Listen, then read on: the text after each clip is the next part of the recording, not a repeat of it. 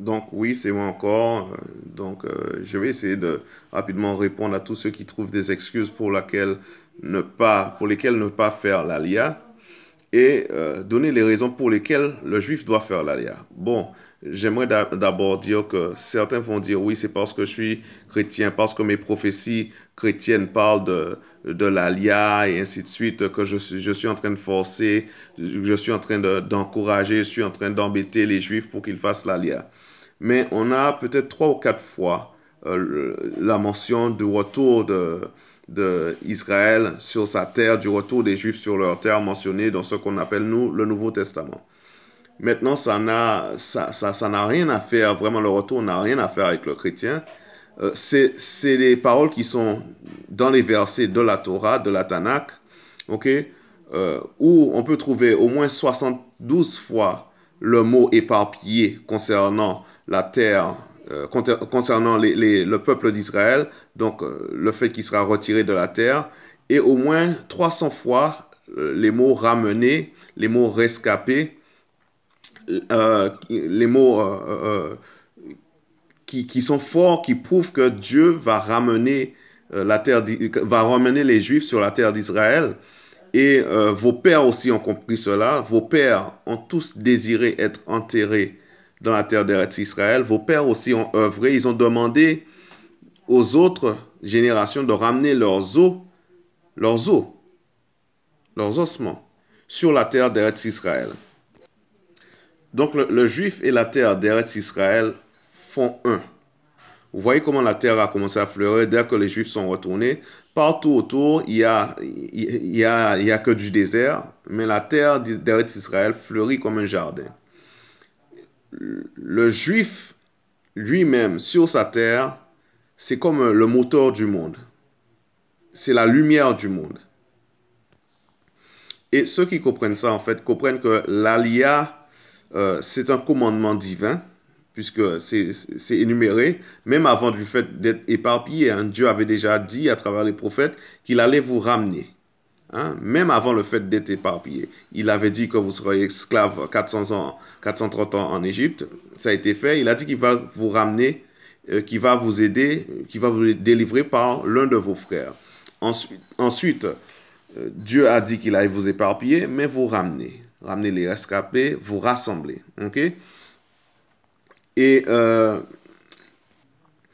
et l'antisémite, pour lui, va comprendre que Dieu a maudit Israël. C'est pour ça que Dieu les a éparpillés de gauche à droite, de part et d'autre de la terre, aux quatre points cardinaux de la terre, ainsi de suite.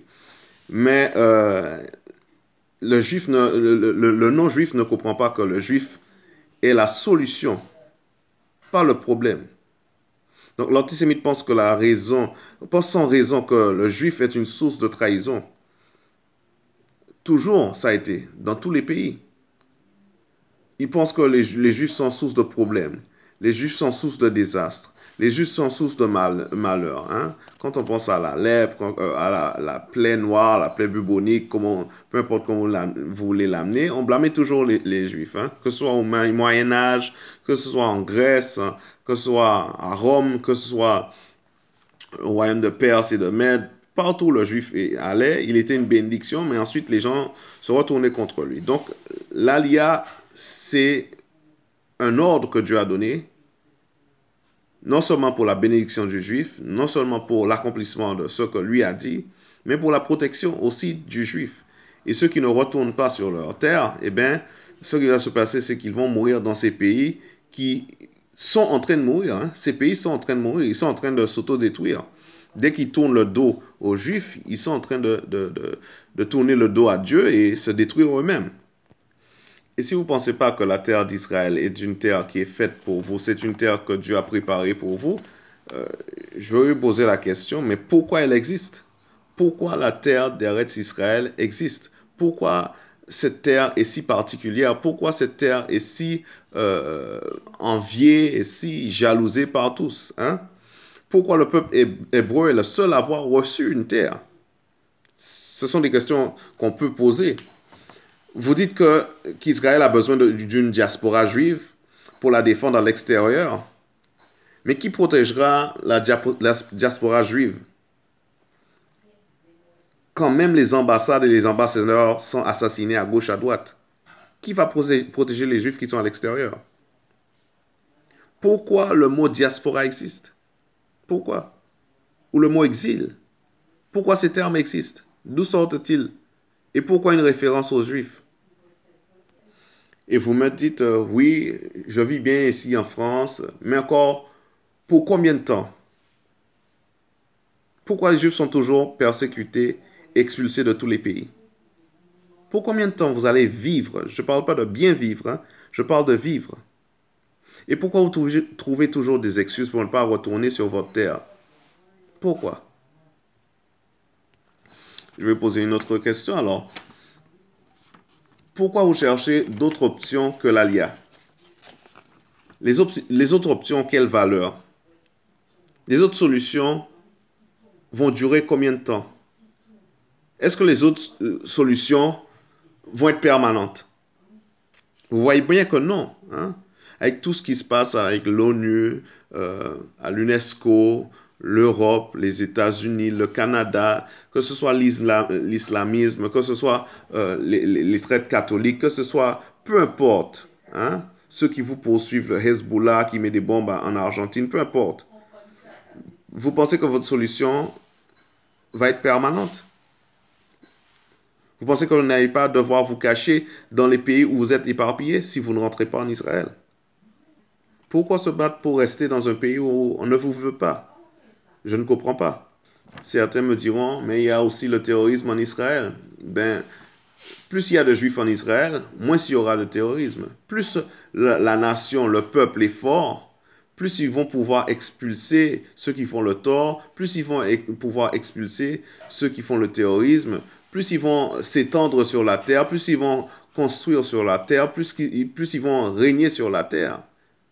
Plus les enfants rentrent, mieux ce sera. Mais vous continuez à faire des excuses.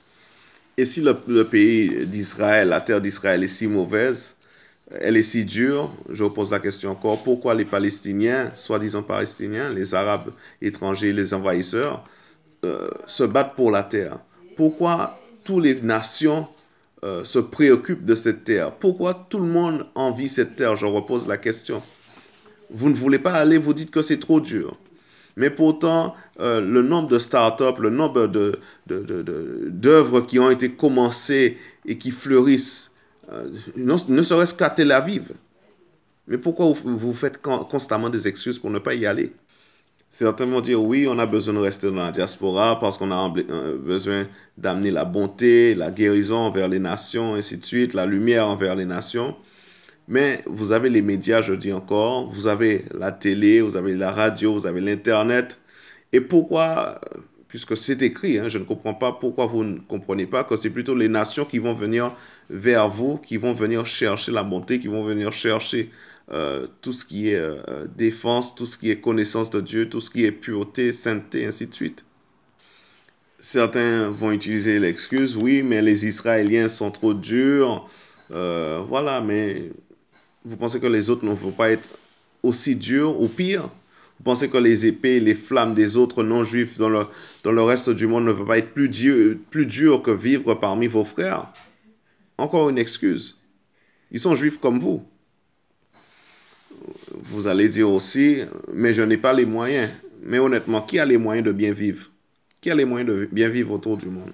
Hein, sur le globe terrestre, il y a beaucoup plus qui sont beaucoup moins fortunés, beaucoup plus malheureux que vous. Donc, je n'ai pas les moyens, mais encore, je pose la question, qui est Dieu? Qui est Dieu? Est-ce que Dieu ne peut pas faire de l'eau couler d'une roche? Est-ce que Dieu ne peut pas faire une autoroute à travers une mer? Est-ce que Dieu ne peut pas faire revivre une nation, revivre une langue, revivre une personne? Et pour ceux qui diront, je m'en fous, je ne suis pas pratiquant, même si les terroristes visent tout le monde, il n'y a pas qu'eux qui en veulent aux Juifs. Et même si tu caches ta judaïté, ils te trouveront. Et trouveront un prétexte pour lequel t'attaquer. C'est ce que le Juif ne comprend pas. Donc, pendant que vous êtes en train de faire les mille et une excuses, Les autres sont en train de préparer 1001 attaques. Là, ils viennent à bout. Les 70 nations sont réunies contre vous. Qu'allez-vous faire?